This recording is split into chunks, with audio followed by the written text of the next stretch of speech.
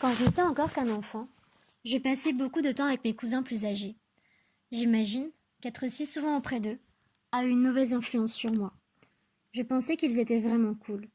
Ils parlaient à leurs parents et arrangeaient leurs bêtises sans avoir de problème ensuite.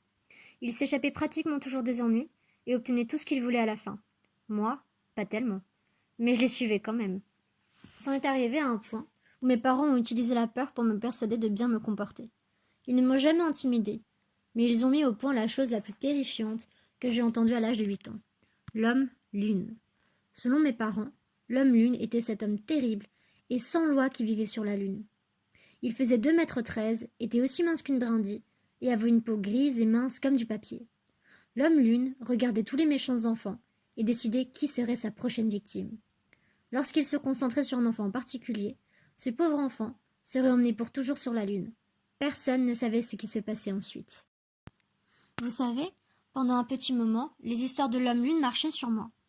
Chaque fois que je faisais quelque chose que mes parents n'approuvaient pas, je voyais ses grands yeux fous et son large sourire se dessiner dans mon esprit. Inutile de dire que j'étais le gamin le plus sage qu'un parent puisse demander. Finalement, mes cousins ont réussi à me convaincre que j'étais un gamin pleurnichard. Même Billy, le plus proche de mon âge, a simplement ri quand je venais de pleurer que l'homme-lune allait tous nous avoir. Quoi qu'il en soit, un soir j'ai décidé de partir avec Billy et son frère Jack pour nous amuser. Nous aurions dû rentrer à la maison, car le couvre-feu était déjà passé, mais Jack avait toujours quelque chose à faire. Apparemment, il avait volé un paquet de cigarettes à mon oncle et voulait aller en fumer quelques-unes dans les bois. J'étais sceptique. Je savais que mes parents seraient capables de sentir la fumée sur mes vêtements. Pourtant, Billy a fini par me convaincre. Au moment où Billy m'a demandé de les accompagner, Jack était déjà bien loin dans les arbres. Il était environ 21h30, donc il faisait déjà très noir, et les arbres ne faisaient que cacher la lumière des pâles rayons de la lune. Billy et moi avons appelé Jack à plusieurs reprises, en vain.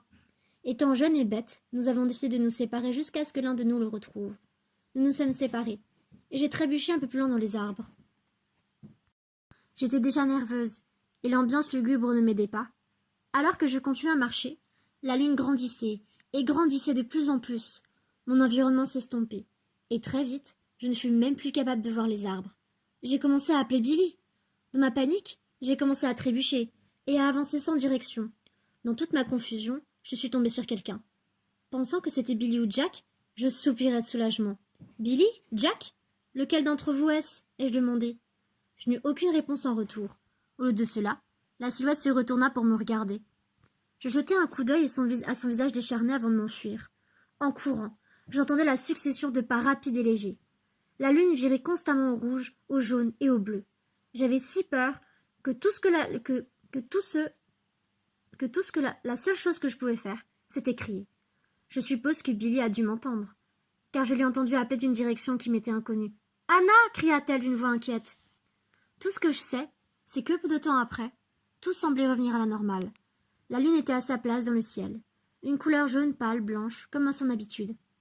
Je me suis arrêtée pour reprendre mon souffle, pensant que j'étais en sécurité. Je me retournai juste à temps pour voir une silhouette grande et mince, glisser entre les arbres dans la direction de la voix de Billy.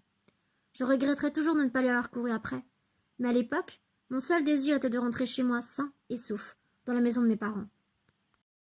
Le lendemain matin, ma tante et mon oncle ont fini par trouver un Jack très secoué au beau milieu de la forêt. Selon eux, il était inconsolable et continuait de marmonner au sujet d'un homme de très grande taille. Ils n'ont jamais retrouvé Billy. Cependant, parfois, quand je lève les yeux vers la lune, je pense presque pouvoir l'apercevoir observer la terre et ses habitants.